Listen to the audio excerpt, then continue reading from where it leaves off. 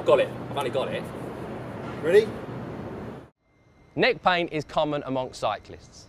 When riding a bike, the neck is in extension, which puts a load of pressure on the joints. We run through 5 of the best exercises with the help of Cannondale Garmin chiropractor Matt Rabin to ensure that neck pain doesn't hamper your cycling performance. In order to encourage good range of motion, we're going to start by working through a simple rotation exercise. So, turn your head to the left slowly over 3 seconds towards me, and then slowly to the right. As you watch and do that, it's important that we start with our chin slightly tucked in, and as we encourage the motion to the left, we say, bring your eyes towards your left shoulder, like so, over 3 seconds, and then slowly to the right. What this does, this keeps your cervical spine, the neck, in a neutral position throughout this range of motion.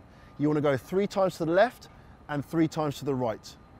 When you turn your head naturally to the left, there is a little bit of natural, what we call lateral flexion, which is when the head tilts from side to side. What we don't want to do as a standalone exercise is force the head over into lateral flexion. It can irritate the small joints of the neck, which can actually create more of an issue. This next exercise is working on getting a little bit of range of motion through the neck and shoulder region.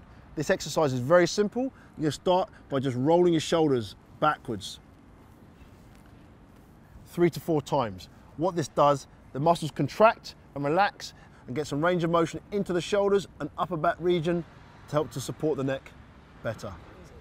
This next exercise is designed at gently stretching some of the muscles in the upper back and neck, just to help to give them a little bit of support because they tend to get a little bit tight when you're riding your bike. So for this exercise, tilt your head towards 45 degrees and drop the chin towards the floor. Take this hand and pull from behind the head, and what you're doing is it's very important you pull the head in a straight line through your chin. At the same time as you bring the opposite hand down and drive that hand down towards the floor like that, and you're going to feel the stretch in that muscle there. Hold that stretch for 8 to 10 seconds before repeating on the other side. When you do this stretch, it's important that you pull the head straight forwards and don't pull it sideways like that, which will irritate the neck. When riding a bike for long periods of time, certain muscles become short and tight, and certain muscles can become inhibited. One muscle group which can become inhibited is a deep neck flexor muscles. So these need to get stimulated and turned on to help to prevent neck issues down the line. These muscles sit just in the front of the neck here, quite deep behind the throat area. So how do we access those muscles? Well, we do a slight chin retraction. So you gently glide the chin back. What's important is that you don't see a double chin. If you do, then it means you're pushing too far back. So it's a gentle glide back, not a nod of the chin. And imagine you're just trying to hold a tennis ball in this position here, at the same time as someone's got a helium balloon and is trying to elongate the back of your neck. Keeps the neck nice and tall and holds that position there. Just try and swallow when in that position. If it's difficult to swallow, then you know you're targeting the right muscles and then you know the chin is back far enough. You hold that for 8 to 10 seconds and repeat that about 4 to 5 times just before you get on the bike. One of the muscle groups which tends to get weak and become inhibited when you're riding your bike for long periods of time are the lower scapular stabilizers. These muscles sit between the shoulder blades and help to stabilize the upper back so it can help to better stabilize the neck. When the muscles of your traps muscles become too tight, then typically you know the ones below it, the lower scapular stabilizers, aren't getting activated properly. This exercise is going to help to demonstrate how you can stimulate those muscles.